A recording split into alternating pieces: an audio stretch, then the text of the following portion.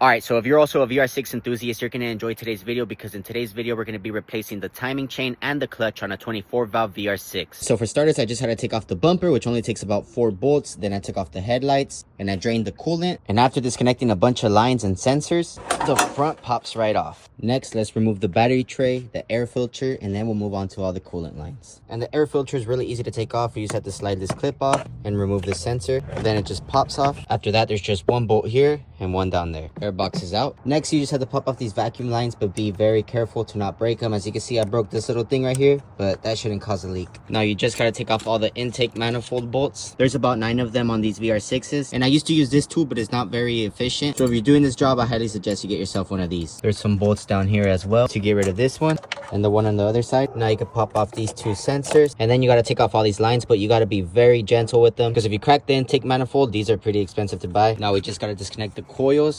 and the intake manifold should slide right off. Never mind, I missed 2 bolts. And there we go, the intake manifold is completely off. There was actually a couple more hoses back here that I missed. Now I just had to disconnect all of these sensors and pop off these little clips to disconnect the links. Alright guys, so this job has actually taken me a lot longer than I expected. So I took the whole night to disconnect the axles, I disconnected the drive shaft, and finally today in the morning I got all of the bolts off of the transmission, and now we're left with the sketchy part. Let's see how this goes. So there's currently no bolts on the transmission that mount to the engine. The only thing holding the transmission right now is this mortar mount right here, and as you can see, the axles are disconnected and the drive shaft is also disconnected. So now it's time to just disconnect the mortar mount and drop the tranny. So the mortar mount is officially disconnected, and I believe the tranny's loose. We got the jack down there. Now let's just hope it comes down nice and smooth. And this is how I organized my bolts. So I just lowered it a little bit, and as you can see, the transmission has already dropped down a little bit.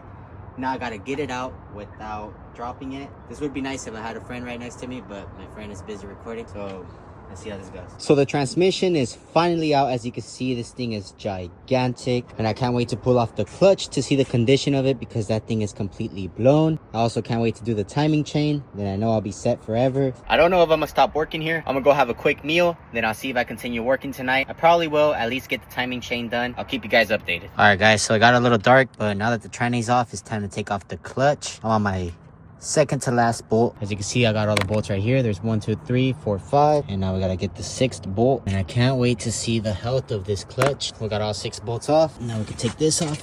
All right, and let's pop the clutch right off. All right, and the clutch just popped off. Let me grab that real quick. And here's the current condition of the clutch. As you can see, it's pretty worn down. There's usually supposed to be a bunch of grooves right here, but they're completely flattened out and the whole thing looks peeled. So it's most definitely done.